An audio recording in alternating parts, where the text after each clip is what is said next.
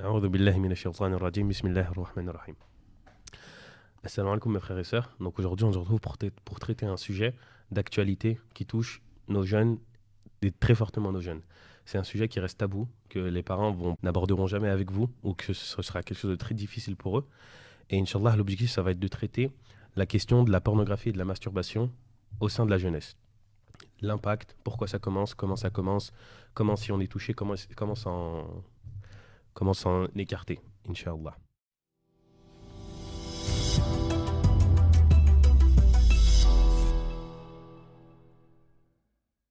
Donc, on va traiter cette question, Inch'Allah, avec un intervenant donc, qui a beaucoup d'expérience dans la gestion des couples, etc. Assalamu alaikum, Mahmoud. Salam alaikum. Donc, on va traiter la question, la pornographie et la masturbation. Donc, on va redéfinir le contexte très brièvement. La pornographie, c'est tout contenu à caractère sexuel. D'accord. Très brièvement. Du moment qu'il y a de la nudité, il faut que vous fassiez attention. La masturbation, c'est le fait de se donner du plaisir seul, sans aucune personne. Et très généralement, la masturbation s'accompagne de pornographie. C'est pour ça qu'Inch'Allah, on va faire en sorte de traiter ce sujet en parlant des deux composantes. Est-ce que tu pourrais, dans un premier temps, nous expliquer quels sont les moyens autorisés dans l'islam pour se procurer du plaisir? Bismillah, wa salatu wa salam ala rasulillah. Premièrement, je vous remercie pour cette invitation. Alors, nous, en tant que musulmans, on appartient à une religion qui nous a tout expliqué.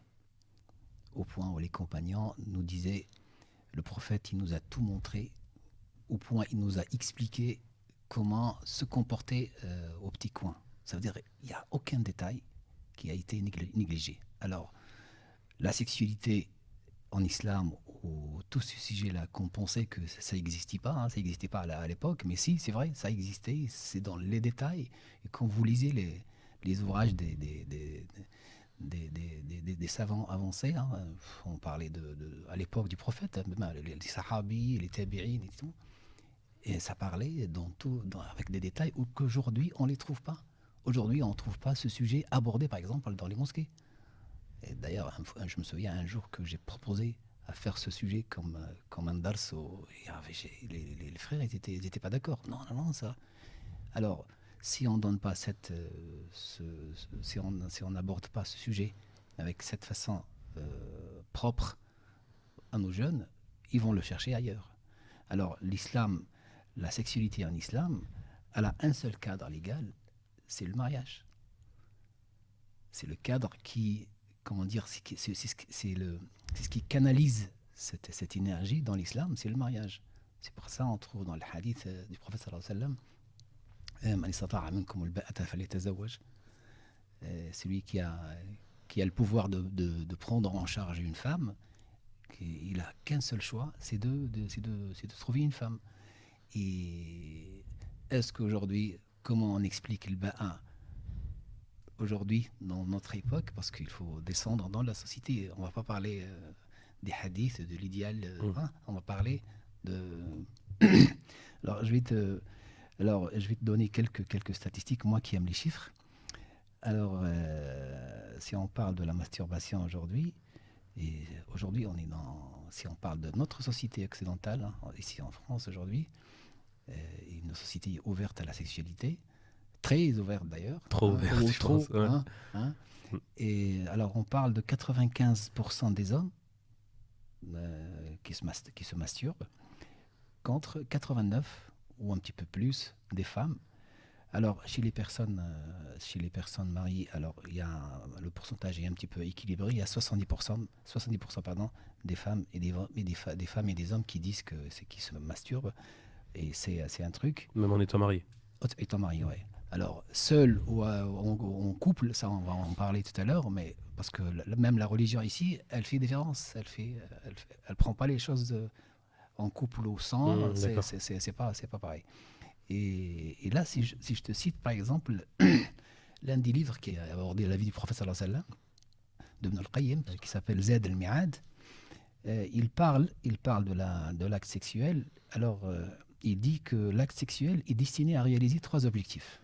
Le premier objectif est le maintien de la procréation. Ça, c'est la première des choses. Le sauvegarde de l'espèce, en quelque sorte.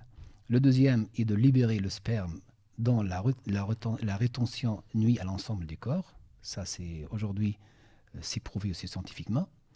Et le troisième, c'est d'assouvir un besoin et de se donner du plaisir. Ça, c'est les trois objectifs. Alors, le prophète sallallahu alayhi wa sallam, il l'a dit correctement dans un hadith clair, hein, euh, explicite, comme on dit.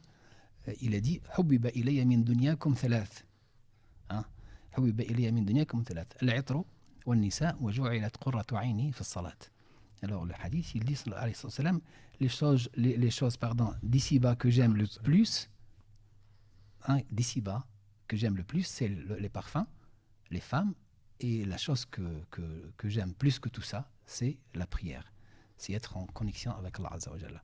C'est-à-dire, on a, si on peut dire ça, un manuel qui nous dicte ce qu'il faut faire et ce qu'il ne faut pas faire. Si aujourd'hui on n'arrive pas à en parler, c'est le truc qui est le problème. Et culturel, c'est pas religieux. Parce que tu cherches un petit peu, tu trouves tout dans le détail. Et là, je pense que vous connaissez tous l'histoire du jeune qui a demandé à Ibn Abbas, à l'époque, hein, il a demandé est-ce que je peux le faire? Je caresse mon pénis, est-ce que et j'éjacule, est-ce que vous en dites quoi? Et Ibn Abbas, il a fait une réaction qui prouve que c'est un acte vraiment répugnant. Il a dit ouf, il a dit.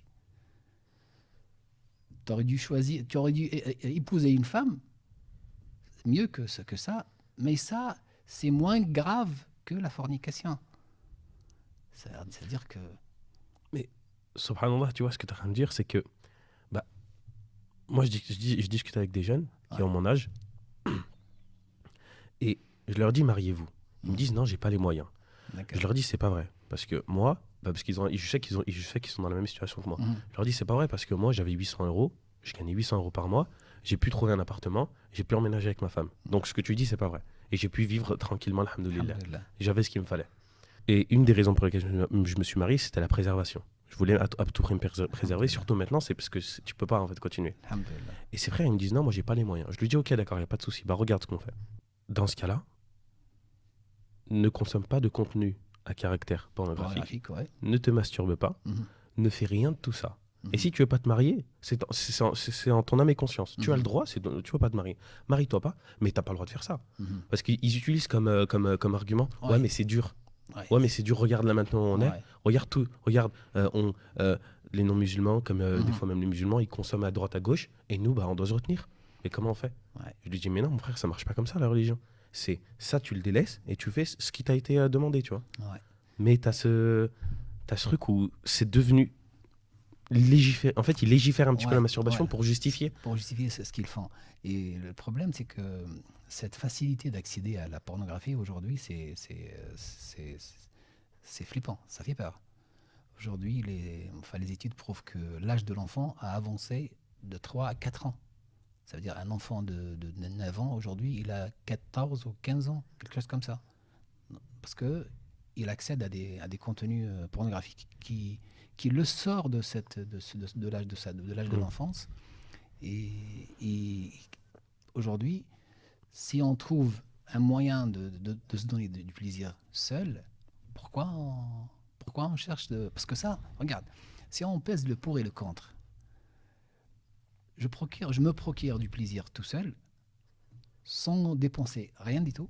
C'est juste avec mon portable et avec un petit coin, et voilà. Et je fais mon truc tout seul. Ou bien la responsabilité de la femme et du mariage et tout ça. Parce que il va se dire, aujourd'hui, regarde. Est-ce qu'aujourd'hui, on ne parle pas de pornographie. Est-ce qu'aujourd'hui, tout ce qu'on voit à la télé ou sur les écrans nous pousse à s'engager dans la vie de couple? Ben non, il y a tout qui est fait pour la consommation, toucher à droite, à gauche, faire des tours. Voilà, écoute, aujourd'hui, j'ai lu récemment une étude psychologique qui dit que même l'infidélité, on essaie de la vulgariser au point, c'est rien. On voit un film, un homme qui trompe sa femme, et on dit, mais c'est pas grave, il est malheureux. Comment on essaie de... Et ça, c'est très dangereux. Aujourd'hui, autant que musulmans, qu'est-ce qu'on regarde à la télé? Qu'est-ce qu'on regarde sur les écrans? Tout ce qu'on regarde, il rentre dans notre subconscient et il change nos convictions.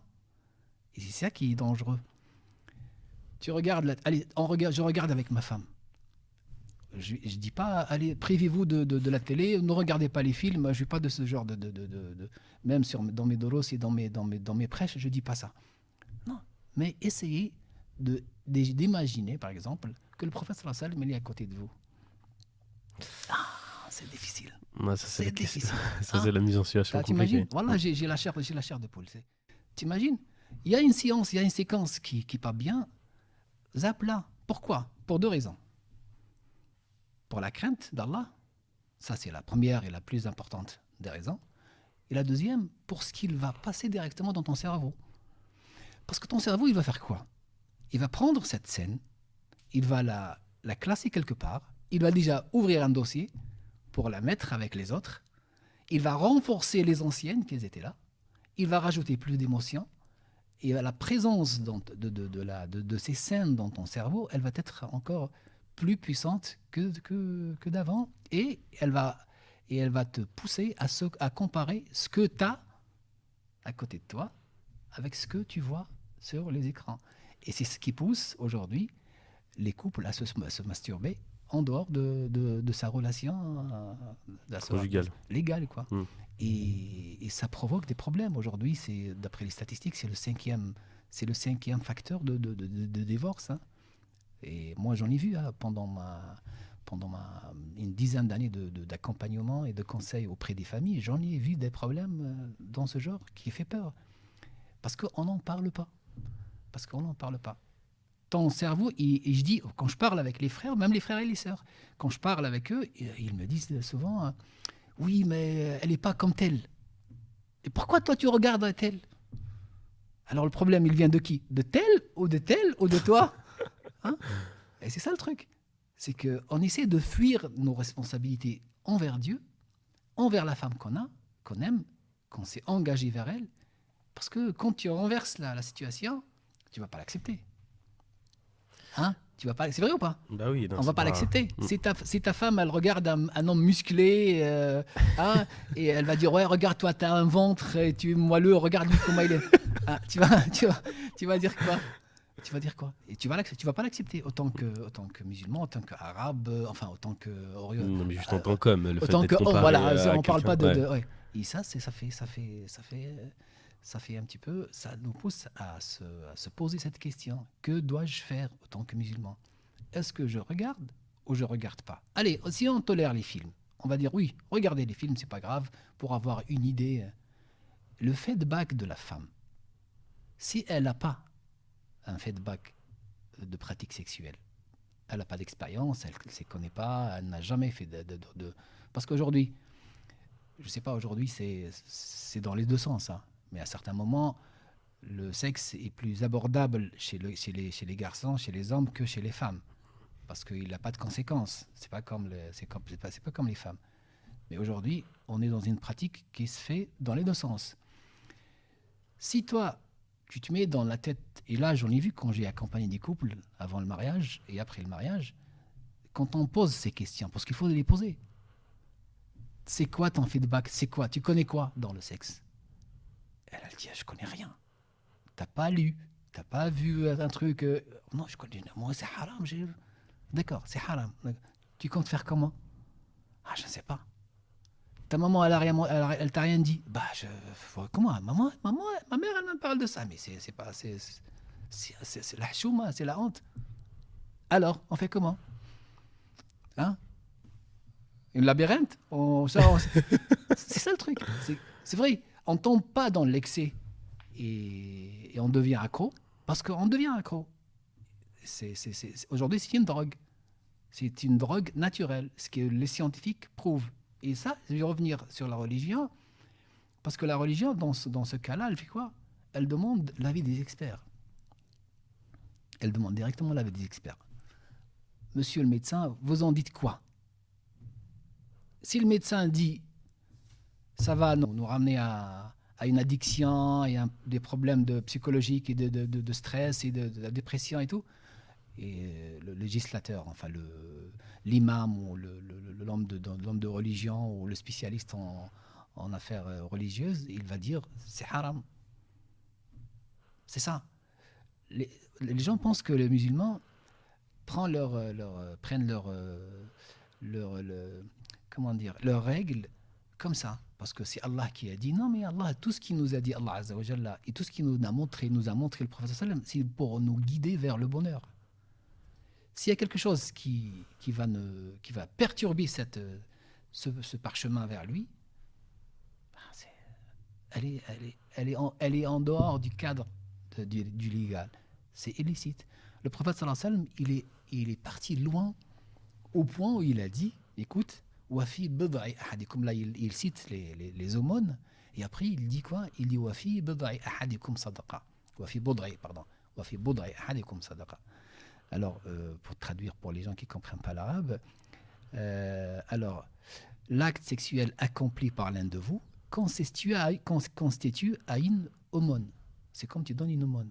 Alors, est-ce qu'on trouve ça? Moi, j'ai étudié un petit peu les religions. Je sais que ça n'existe pas, ça. Ni dans le christianisme, ni dans le judaïsme, ni rien. On n'en parle même pas.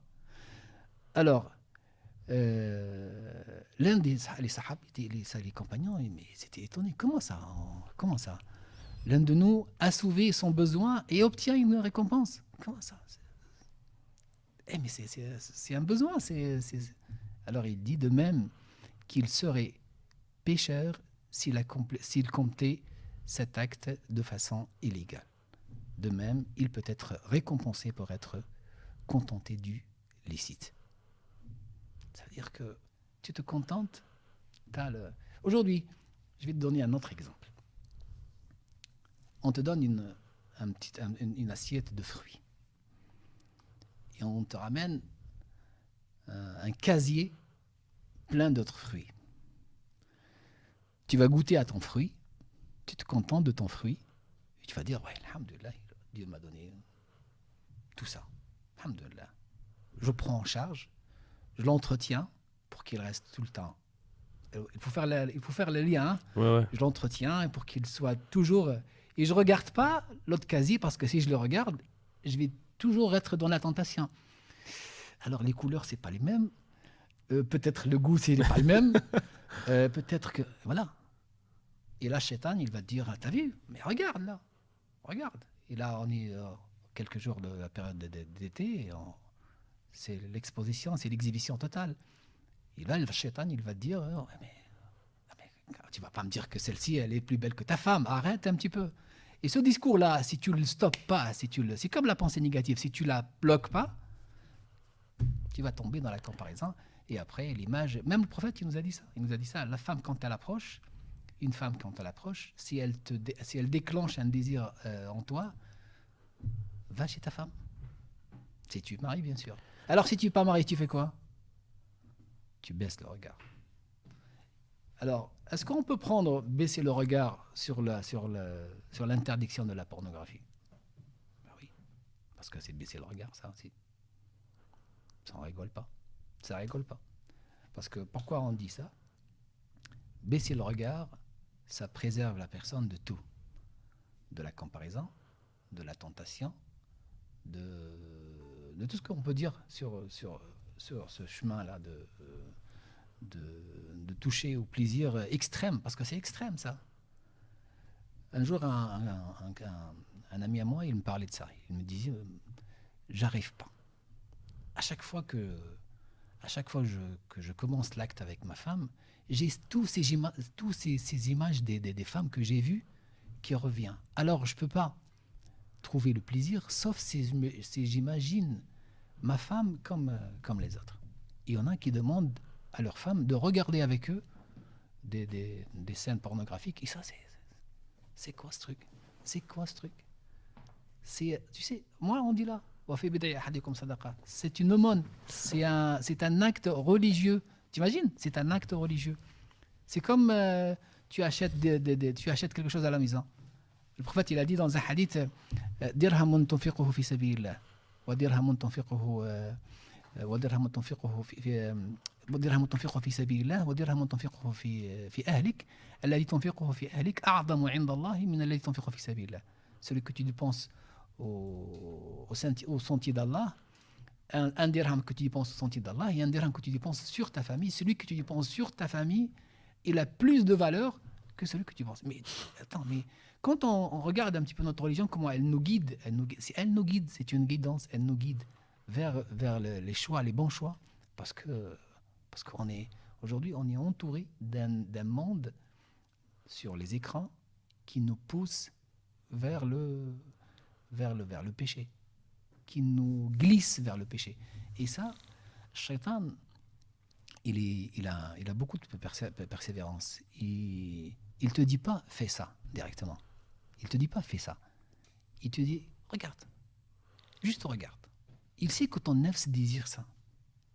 Alors il te dit pas fais-le.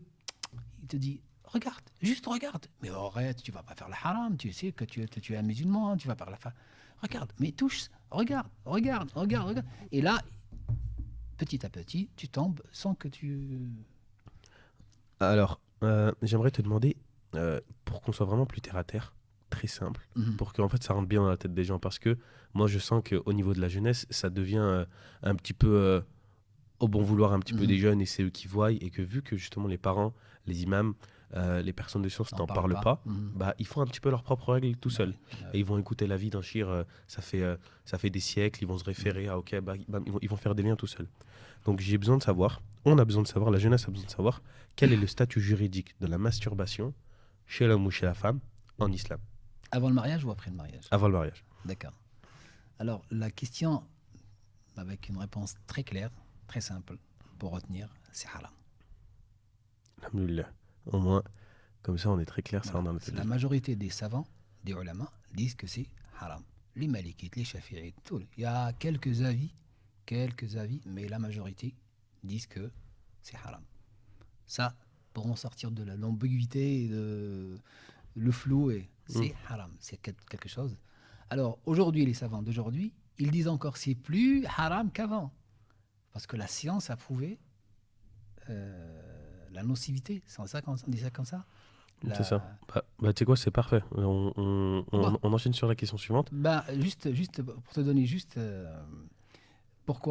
sur quoi ils se basent les ulama. Ils se basent des versets coraniques. Ah oui, le Coran a parlé de ça. Oui, le Coran a parlé de ça. Allah il dit dans sourate Al-Mu'minun وَالَّذِينَ هُمْ لِفُرُوجِهِمْ حَافِظُونَ إِلَّا على أزواجهم أو ملكت أيمانهم فإنهم غير ملومين.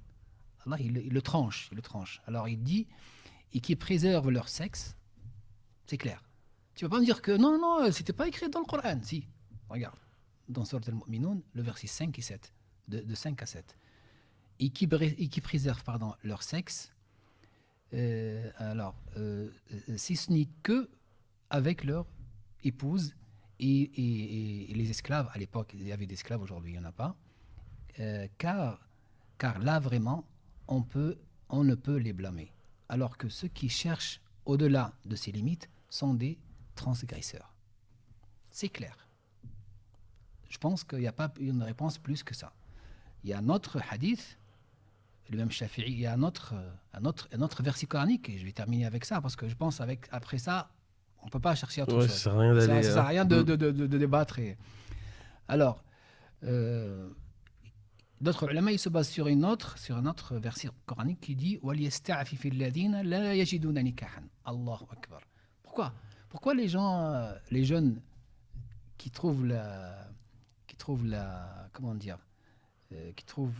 fuite pour dire ouais, j'arrive pas à me marier, alors Dieu il te dit, tu es croyant, Dieu te dit وَلْيَسْتَعْفِفِ الَّذِينَ لَا يَجِدُونَ نِكَاحًا حَتَّى يُغْنِيَهُمُ اللَّهُ مِنْ فَضْلِهِ. Allahu Akbar. Écoute, et ceux qui n'ont pas de quoi se marier cherchent à rester chastes jusqu'à ce que Allah Azza wa Jalla les enrichisse par sa grâce. Je pense, c'est clair. C'est vrai ou pas? Ouais, alhamdoulilah. C'est celui qui te dit non, Dieu n'a pas parlé. Hey, on appartient à une... Je t'ai dit tout à l'heure, cette religion nous a répondu à toutes les questions. C'est pour ça que laisse tomber ce qu'ils disent. Ouais, mais je suis faible.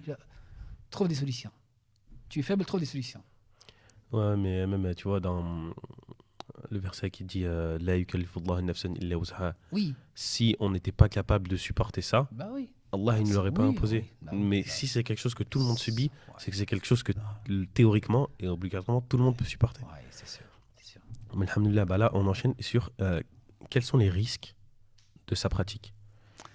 Alors, je vais te donner, comme je t'ai dit tout à l'heure, les ulama se basent sur sur les conseils, les consignes et les avis des Des médecins. spécialistes. Ouais. Alors moi, j'ai cherché un petit peu, avant que je m'oriente vers les conseils, alors j'ai cherché, bien, enfin, ça fait, tu sais, il y a une base de données de ouf hein, Mm. dans ce domaine. Mais je trouvais récemment un avis du docteur Gilbert Jaoudi, Jaoudi, sexologue et président de l'Association pour le développement de l'information et de la recherche sur la sexualité. Ça veut dire que c'est quelqu'un qui est bien. C'est ce qu'il dit, c'est ce qu'il fait. Voilà. Ouais. Voilà, c'est son métier, quoi. Mm. Hein. Toute sa vie, il fait que ça. C'est l'un des spécialistes. Et nous, dans le Coran, t'as pas mieux que l'avis d'un expert. Et ça, c'est un expert. Qu'est-ce qu'il dit? Elle peut devenir une addiction et cacher un mal profond nécessitant une prise en charge médico-psychologique spécifique. Écoute bien, ça veut dire que ça rigole pas. Hein. Pour parler de dépendance à la masturbation, et contrairement à ce que l'on pourrait croire, ce n'est pas la fréquence qui est le point important. Le docteur dit, c'est plutôt lorsque la simple envie laisse la place à un véritable besoin. T'as vu? Il est technique, hein, Ah machallah. ouais, Ouais, ouais. ah oui, c'est pour ça. Et là, pourquoi moi j'aime ma religion? Parce qu'à chaque fois quand on cherche dans le hadith, le prophète il nous dit regardez les spécialistes. Allah il nous dit regardez les spécialistes. Et d'aujourd'hui, c'est pas les spécialistes qui manquent. Hein. Hein, on a tout étudié aujourd'hui. Il y a tous les études. Alors, si tu cherches, tu prends des livres et tu trouves que les ulama, ils se basent sur les avis des experts. Alors il dit quoi? Il dit les sujets touchés, majoritairement des hommes, sont les plus souvent accros à la jouissance. Accros à la jouissance et non pas au geste en lui-même. Ils recherchent la décharge d'hormones et de neurotransmetteurs, du bien-être qui fournit l'orgasme. Écoute bien, c'est une drogue naturelle. C'est pas moi qui le dis, c'est un docteur spécialiste, c'est un sexologue qui le dit. C'est une drogue naturelle. Et quand on entend le mot drogue, on sait tous qu'est-ce que ça veut dire. Alors, cette pulsion de masturbation ne provoque pas le mal. Elle en est le révélateur. Ah oui, ça fait mal, oui, ça fait mal. Oui. Je suis désolé hein, pour les jeunes, je suis vraiment désolé. Ça pique. Ah oui, ça pique. Ça, et encore le... Alors, elle est la conséquence et non la cause d'une angoisse ou d'une dépression latente. Par exemple, l'acte masturbatoire devient en quelque sorte un traitement que la personne se prescrit à elle-même. Allahu Akbar. Ouais, tu vois? Problème, sa dépendance relève du cercle vicieux, car le stress, et là, il faut bien retenir ça, car le stress ou le mal-être conduisent le sujet à se masturber pour se calmer. S'ensuit une sorte de honte, de déception et de culpabilité qui augmente le mal-être. Et là, on fait quoi? Et conduit à se caresser pour se soulager encore et encore. Et on ne sort pas. Et on tombe dans ce cercle vicieux et on ne sort pas. Et après, on devient plus qu'addict. Et là, c'est pour ça qu'il a dit, ça nécessite une... Alors, la question... Là, il parle des couples maintenant. La question... je voulais pas ramener d'autres avis qui font peur plus que ça, mais déjà ça c'est déjà... il a tout. Il a tout dit. Voilà. Alors, il dit autre chose pour les couples qui m'entendent ici. Et la question pour les couples, peut-il y avoir un risque pour les couples? Le docteur, qu'est-ce qu'il répond? Non. Si cette addiction est utilisée comme simple anti-stress, cela ne change rien. En revanche, à partir du moment où la relation devient réelle, c'est-à-dire entre le couple, Par exemple, la masturbation peut être mal vécue par la partenaire. La partenaire, la femme, bien sûr, qui voit le reflet de l'insatisfaction sexuelle de son homme. Ça veut dire quoi? Ça veut dire que, est-ce qu'elle est tolérée? Les ulama disent que si elle peut rajouter quelque chose dans le couple, elle est tolérée. Sinon, si elle perturbe cette relation, elle n'est pas tolérée. Et là, nous, devant l'avis des spécialistes, on s'arrête. Je rajoute rien. Parce que j'ai un verset qui me dit, prends l'avis des experts dans ce domaine. En 2022, en 2050, en 3000, il y aura toujours un avis des experts qui seront là. Et c'est pour ça que cette religion, elle est Intemporel. elle est temporelle. Aujourd'hui, 1400 en arrière, c'est toujours le même verset qui nous dit prenez la vie des experts. Ah non, peu importe. Non, mais subhanallah, c'est vraiment marquant et je pense que juste là, cet avis, par exemple, je pense qu'on va le prendre et on va le mettre. Ouais, oui, On va le mettre. on On va l'afficher un petit peu ouais, partout. ouais, c'est sûr, Comme ça, il n'y a c'est pas sûr. besoin Ah oui, de. c'est sûr, Ouais, ouais. c'est sûr. Et maintenant, pour ceux de nos frères et sœurs qui sont touchés par ça, Mhm, voilà, ils sont tombés dans ça une fois, deux fois, bref, ils sont tombés dans le cercle vicieux. mhm. Quelle solution? Comment est-ce qu'ils peuvent sortir de cela? Alors, premièrement, Allah Azza wa Jalla, il nous dit وَمَا مِنْ شَيْءٍ إِلَّا عِنْدَنَا خَزَائِنُهُ.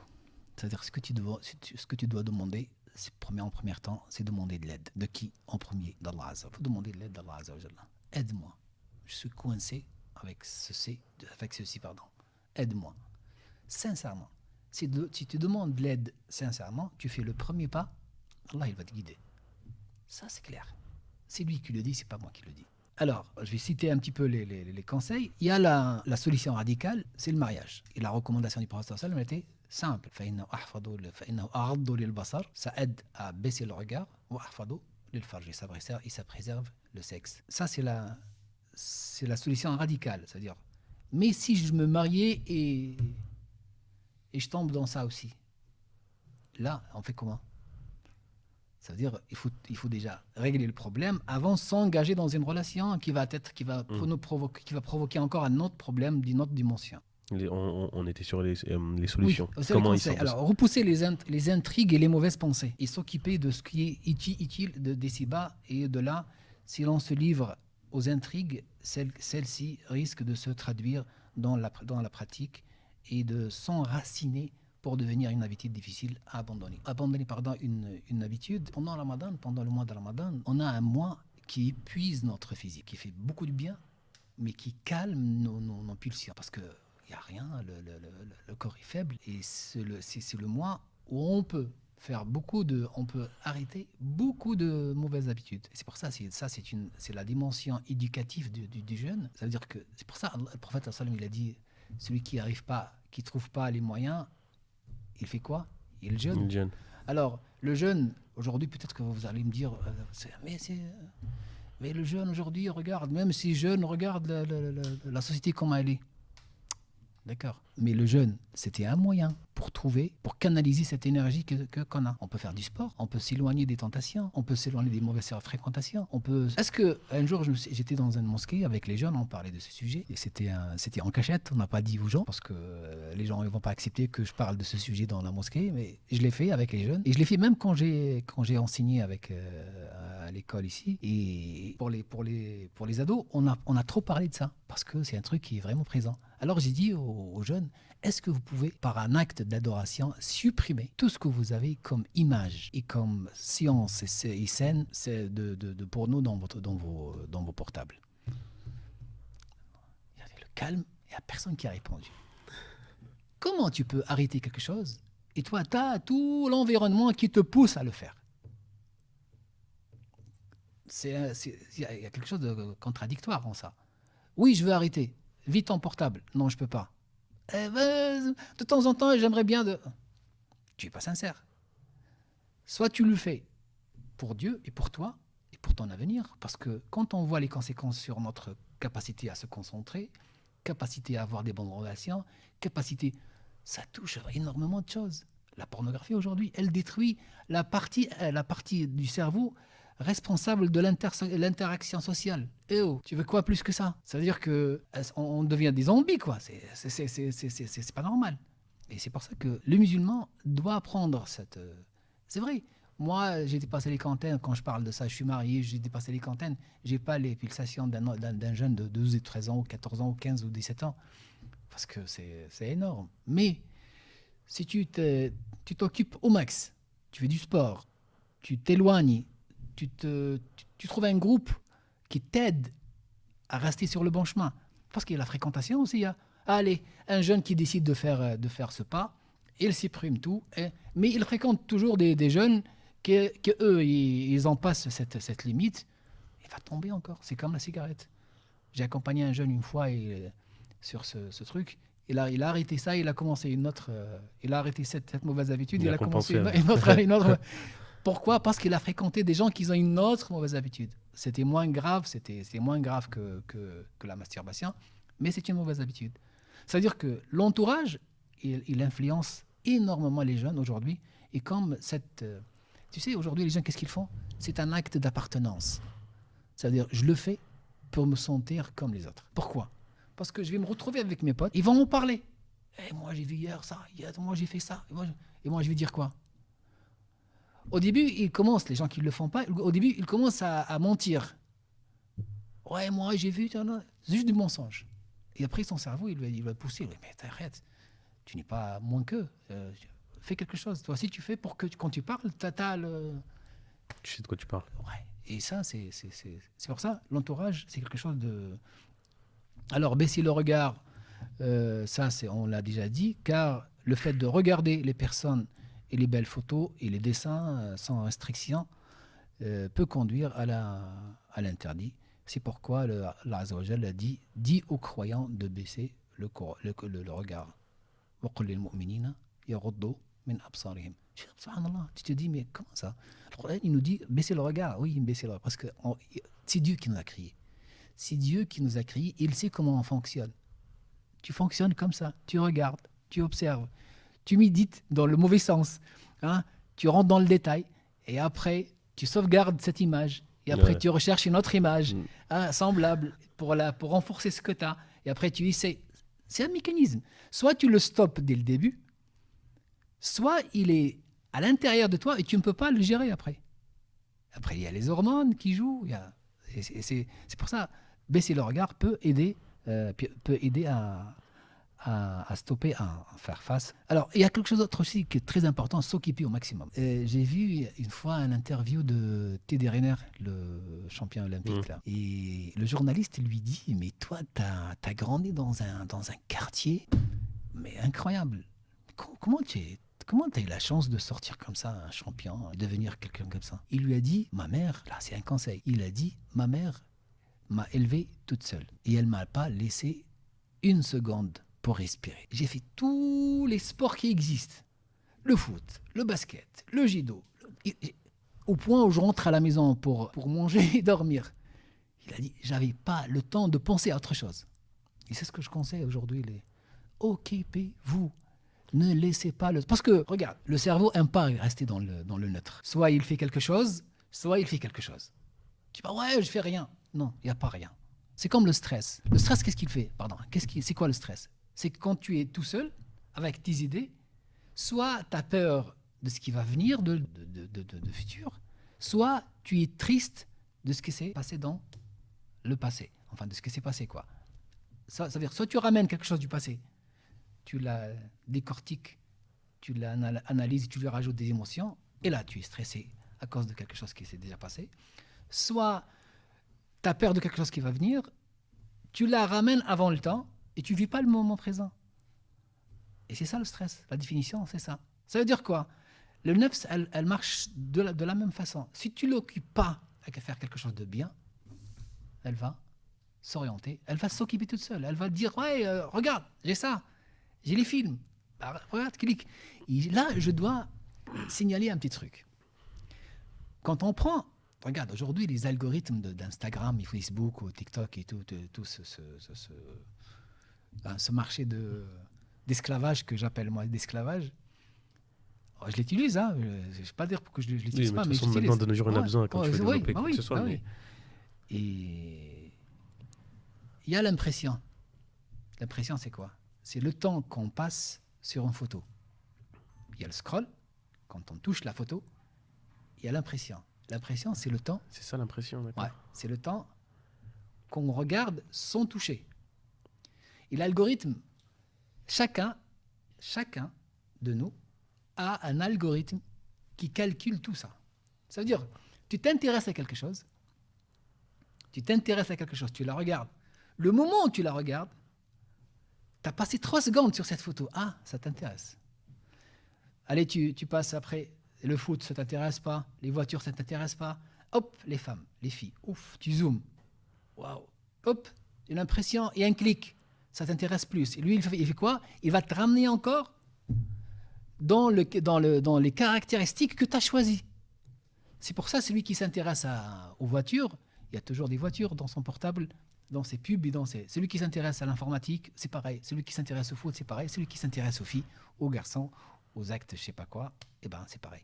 Et c'est pour ça, tous ces trucs. Même, tu sais, j'ai entendu une conférence sur ça, que même celui qui a créé ce système, il le regrette.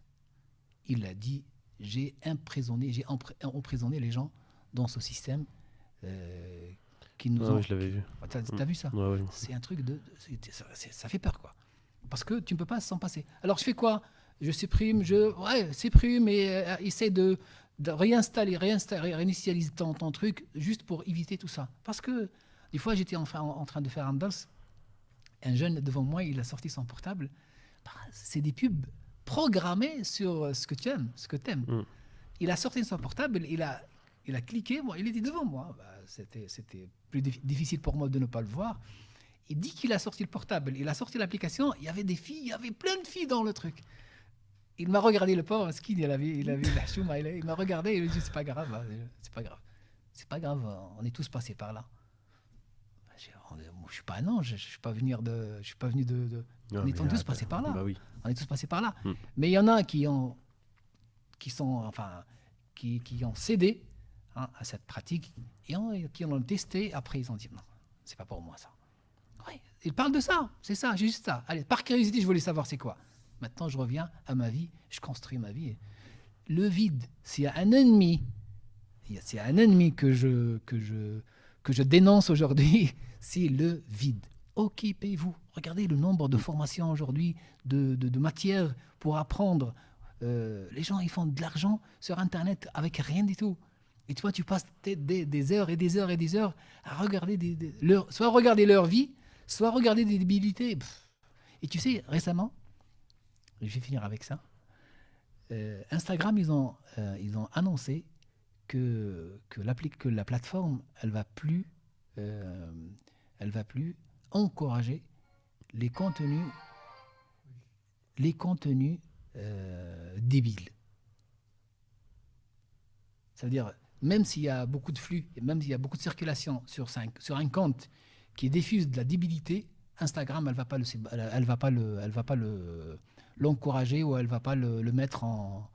Alors, maintenant, ils s'orientent, après qu'ils ont fait de l'argent, maintenant ils s'orientent vers le contenu avec sens, quoi. Ouais. Après quoi? Oui. Après qu'ils nous... Après quoi? Nous, on a la solution. Arrêtez. Alors, est-ce que j'ai d'autres trucs? Alors, tenir compte des préjudices sanitaires de la masturbation qui consistent dans l'affaiblissement de la vision, tout ça, c'était ancien. Aujourd'hui, c'est pas ça. Aujourd'hui, je vous ai raconté tout à l'heure l'avis d'un expert. Les méfaits psychologiques, l'angoisse et l'instabilité de la conscience, parce qu'il y a toujours ce problème. Alors, détruire les fausses convictions, car certains jeunes croient que cette pratique est permise parce qu'elle consiste un moyen de se protéger contre la fornication. Au contraire, c'est pas la masturbation est presque la même chose. C'est presque la même chose. C'est un acte sexuel qui a des conséquences et tout. Quand on rentre dans les détails, on dit que c'est la même chose. Et plus aujourd'hui, il faut être clair et il faut être franc avec soi-même. Il ne faut pas se voiler la face et dire ouais, non mais c'est moi mal et je le fais seul. Et... Tu justifies là. Tu justifies. Mais c'est un truc de fou parce que même par exemple je discutais avec des frères, et pour en venir à ce que tu disais, tu vois, l'ennui, en fait, quand tu fais rien. Le cerveau, il aime pas. Ah oui. Et un frère, Ah je oui. parlais avec lui, et il expliquait l'oisiveté, il disait l'oisiveté est la mère de tous les vices. Quand tu t'ennuies, c'est là où ton cerveau, et Shaitan, bien sûr, parce que Ah oui. c'est son Ah bah boulot, oui. Ah il est oui. là Ah pour oui. ça. Oh, tu ferais pas ça? Ouais. Ah, mais de toute façon, t'es tout seul. Ouais. Ah, bah, c'est bon, c'est juste une fois. Après, non, non. Et tac, tac. Et Ouais. comme tu disais, en Ouais. fait, Ouais. Il te. après il m'explique, bam, cercle vicieux, cercle Ouais. vicieux, cercle vicieux. Mais c'est intéressant le fait que le spécialiste qui a relevé par rapport à la fréquence. Ah oui. Parce qu'il y en a, par exemple, ils vont t'expliquer, ouais, mais je le sais, c'est une fois, de Ouais. temps en Ouais. temps. T'as vu les justifications? Ouais, voilà. Ouais. C'est bon. Ouais. Non, non, Ouais. mais Ouais. non, en fait, non, tu Ouais. vois. Ouais. Ouais. C'est. En fait, et moi, de mon côté, ça me touche parce que je me dis, en fait, ok, tu tombes dans ça. Ça arrive. Tranquille. Mais quand tu me regardes dans les yeux et que tu me dis non, je ne peux pas me marier, non, j'ai pas l'argent, en fait, là, ça fait monter un truc en moi. Bah Je me oui. dis, Bah oui. je me dis mais Bah, tu te moques de qui? ouais. Tu te moques de qui, tu vois? Ouais. Genre, tu pratiques ça, tu fais ça, Ouais. et après, tu me regardes dans les yeux, non, mais je peux pas me marier. Mais non, arrête de mentir. Ouais. Tout, en sachant que Allah et Rasul sallam, on nous explique tout ça Ah sur oui. le mariage. Haqqan On nous ala dit, Allah, oui. c'est avec le mariage que tu vas t'enrichir. Ah ouais. Mais non. Non, tu sais, regarde, subhanallah, dans la religion, même voyager seul, c'est pas toléré. T'imagines? Ah, ça, je savais pas, ouais. Tu savais pas ça? Non. Le prophète, il dit المسافر شيطان والمسافران شيطانان والثلاثة ركب. Alors, à midi, Il est un trop petit peu. fort, non, Ah il est trop fort. Il est trop fort. Ah, sallallahu alayhi wa sallam, Mohammed. Celui qui voyage seul, ça veut dire, on dirait, c'est pas lui, c'est un shaitan, mais le shaitan, il est plus fort que lui. Ouais. Et le musafiren, les deux qui voyagent ensemble, eux aussi, ils peuvent tomber parce que le shaitan, il peut remonter l'un contre l'autre. Mais les trois, il a dit, les trois, c'est des voyageurs. C'est trop fou. C'est-à-dire que Allah, le prophète, il me dit, attention, tu restes pas seul, surtout si tu es faible. Ne ferme pas la porte. Tu es dans ta chambre. Allez, tu es dans ta chambre. Tu es dans la chambre et tu fermes pas la porte. Pourquoi tu fermes la porte? Laisse la porte ouverte. Parce que si tu fermes la porte, tu n'es pas seul, tu n'es plus seul. Il y a le shaitan qui va te dire, allez, vas-y, fais-le. Tu sais, shaitan, il ne va pas dire que c'est moi qui l'ai poussé à le faire. Non, non, non. Il va dire, j'ai aucun pouvoir sur vous. Je vous ai montré la chose et votre nefs, ça l'a désiré. Et c'est dans le Coran. Ma kana li alaykum min sultan. J'ai pas de pouvoir. Mais ça, quand tu lis le Coran avec cette mentalité, tu te dis, mais astaghfirullah. C'est moi qui l'a désiré. Et c'est ça la différence entre le waswas ta shaitan et le waswas ta nafs. Le shaitan, il te montre le truc. Il te dit, regarde-le, fais-le, essaye, regarde, jette un œil. Et ton nafs, elle va le désirer. Et quand elle le désire, elle le demande encore et encore et encore et encore. Et c'est ça qui fait la différence entre waswas shaitan et waswas nafs. Qu'Allah nous préserve. Amin, amin, Inch'Allah. Maintenant, on va enchaîner sur la prochaine question. Là, ça va plus être question préservation. Quel conseil est-ce qu'on pourrait donner aux parents? Parce que je me permets une petite parenthèse. C'est que les parents qui pensent que leur enfant, il n'a pas envie de ça, ou bien que ça ne le touche pas, c'est juste pour prévenir, tu vois, Inch'Allah. Parce que même moi, demain, je serai parent. Ouais. Vraiment, parlez de ça avec vos enfants. Parce que si ce n'est pas vous qui le faites, il y a quelqu'un d'autre. Soit ils vont le faire tout seuls et c'est Internet qui va leur apprendre, ou bien c'est les amis. Il faut impérativement prendre le temps et parler de ce sujet, la préservation, la masturbation, la sexualité, la pornographie. Surtout maintenant, dans un monde où on sort et c'est devenu commun de forniquer. Ah oui, Pour donner un exemple, moi, je suis sorti d'Al-Kindi. Alhamdoulilah, Al-Kindi, c'est un petit cocon. Tu sors d'Al-Kindi, ça y est, t'es dans la jungle. Ah oui, c'est la jungle. Et limite, non, pas limite, en fait, c'est ça. Tu es vu comme un étranger, comme quelqu'un de bizarre. Qui n'est pas de parce que tu ne pratiques pas ce genre de choses. On te regarde. Ah, mais tu sors pas avec les filles. Mais t'es bizarre. Tu l'as jamais fait? Ouais, moi, j'ai jamais fait. Oh, sérieux? Et à la fin, et limite, il baisse la tête devant toi. Il dit vraiment pas. Mec. Mais tu n'es pas en mal. Et tu vois, en fait, c'est choquant, tu vois. C'est vraiment impactant. Et c'est ça, wallah, les parents, je le dis, je me permettrai de la caméra, faites attention. Les enfants, ils ont un nefs aussi. À passer un certain âge, ça y est, leur livre il est ouvert. faut à tout prix les en préserver. Donc, quel conseil est-ce que, Mahmoud, tu pourrais donner aux Alors, parents pour... regarde, moi j'ai écrit un livre sur la parentalité positive. Malheureusement, il est en arabe, mais je vais le traduire, Inch'Allah, bientôt. Et j'ai abordé ce genre de sujet sur quel est le rôle pour les parents. Qu'ils doivent faire, qu'est-ce qu'ils doivent faire en tant que parents. Tu as des enfants ou tu n'as pas. Tu as des enfants à bas âge ou tu as des enfants à ados. Premièrement, il faut les préserver sur le plan matériel. Il ne faut pas donner un portable à un enfant qui va être ouvert à tout. Ça, tu as besoin que tu appelles ton enfant, un enfant de 8 ans, 9 ans, 10 ans, 11 ans. Aujourd'hui, mon fils, le grand, il a 11, le petit, il a 8, il a 9, pardon. On me demande pourquoi on n'a pas. Nos potes au collège, ils ont l'autre à l'école, l'autre au collège. Moi, ils ont tous un portable, papa. Le jour où je trouve que c'est nécessaire, je te l'achète. Il n'y a pas de souci. Maintenant, tu sors, tu trouves. J'essaie de trouver des solutions avec lui. Alors, dis-moi, toi, tes potes à l'école, tes copains, qu'est-ce qu'ils regardent dans leur portable? Ils commencent à me citer. Est-ce que papa, tu vas regarder toi ça? Je me dis, non. Parce que demain, tu es seul, tu m'attends devant le collège, ou bien tu es seul avec ton portable, tu as Internet. Conseil pour les parents.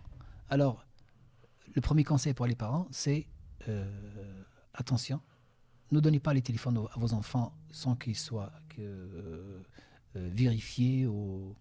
C'est pas de faire la police, hein. C'est juste les faire confiance et parler avec eux surtout. Quand on vous demande, votre enfant te demande, papa, c'est quoi la masturbation? Tu vas dire, mais Hachem, c'est quoi ça? Tu demandes ça, hein? Prends-le à côté et explique-lui. Tu ne sais pas expliquer, lis. Tu ne sais pas lire, demande un conseil. Mais il ne faut pas que ton enfant demande cette information de quelqu'un d'autre. Parce qu'il va lui donner, ou bien il la cherche tout seul. C'est quoi? C'est caresser, papa, c'est caresser son sexe. C'est-à-dire, je dois parler avec, c'est pas avec vulgarité, mais avec pudeur, et je garde le statut de papa, parce que je l'aime, ça, c'est ça. Et autre chose, je dois montrer à mon fils que je l'accepte, quoi qu'il fasse. C'est mon fils. Je l'accepte quoi qu'il fasse. Il peut revenir à moi quand il veut. Parce qu'il est à l'abri. C'est mon fils. C'est de ma responsabilité de le guider. Ne te demande pas. Moi, je dis tout le temps à mes enfants, même aux gens quand je fais des formations ici à la salle. On a fait pas mal de formations ici à la salle sur la parentalité positive pour les enfants et pour les ados, inspiré du hadith et de la tradition prophétique. Le prophète, il a parlé de tout. Et là, on connaît tous le hadith du mec qui a dit Ya Rasulallah, autorise-moi la fornication. Alors, t'imagines aujourd'hui quelqu'un qui rentre chez l'imam et dit Salam alaikum, cheikh, autorise-moi. Moi, j'aimerais bien. Moi, ce jeune, j'aimerais bien le voir. Et je le respecterais. Oui, bien sûr. Il est sincère. Ouais. Il est sincère. Il veut quelque chose qui est. Enfin. Alors, on a dit pas de téléphone avant qu'il sera vraiment en besoin de téléphone. Et s'il a besoin, achetez-lui un téléphone juste pour l'appeler. 2, aidez-le à chercher dans le bon sens. Donnez à votre enfant les conseils et les bonnes. Lui en parler juste avant. Voilà, il faut en parler sans tabou. Il n'y a pas de tabou dans la religion. Il n'y a pas de tabou. Autre chose, choisissez avec votre enfant, construisez cette force de confiance pour qu'il peut faire face. Parce que tu sais, la chose la plus difficile, c'est pas éduquer son enfant sur la religion. C'est pas ça le plus difficile. C'est le préparer pour vivre dans une société qui ne respecte pas ses valeurs et ses religions. Et c'est ça le plus difficile. Et on peut en parler pendant des heures. Parce que tout le monde pense que oui, mon enfant apprend le Coran, mon enfant fait la prière, mon enfant... D'accord, c'est bien, c'est la façade. Montre-moi maintenant qu'est-ce qu'il doit faire dans la société. Comment elle va se comporter en face des tentations. Comment elle se comporter en face de... C'est une très belle fille qui va lui dire « Viens, tu vas passer la nuit chez moi ce soir. » Qu'est-ce qu'il va faire?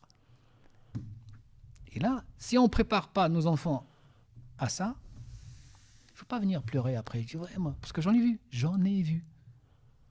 Des dizaines, c'est pas des centaines, des parents, pendant des conférences et pendant des... Ouais, mon fils, il m'a dit ça, mon fils, il m'a dit ça. C'est pas bien de dire ça à ces gens. Et il faut l'accepter. Il faut qu'on accepte nos enfants. Parce qu'ils vivent aujourd'hui. Tu vas me dire, mais moi, quand je dis enfant, je n'ai pas demandé ça à mon père. Oui, on ne parle pas de toi, on parle de lui. Et ce n'est pas la même époque. À ton époque, il n'y avait ni Instagram, ni Facebook, ni TikTok. Il n'y avait pas de téléphone. Il n'y avait même pas de t'avais téléphone. rien. Alors arrête de se comparer à ton enfant. C'est pour ça qu'il faut être vraiment réel et pratique. 3 conseils pratiques. Accompagnez votre enfant. Empêchez-le d'accéder. Ne laissez pas vos enfants tout seuls, comme ça. 3-4 heures. Qu'est-ce qu'il fait? Je ne sais pas. Elle est dans sa chambre.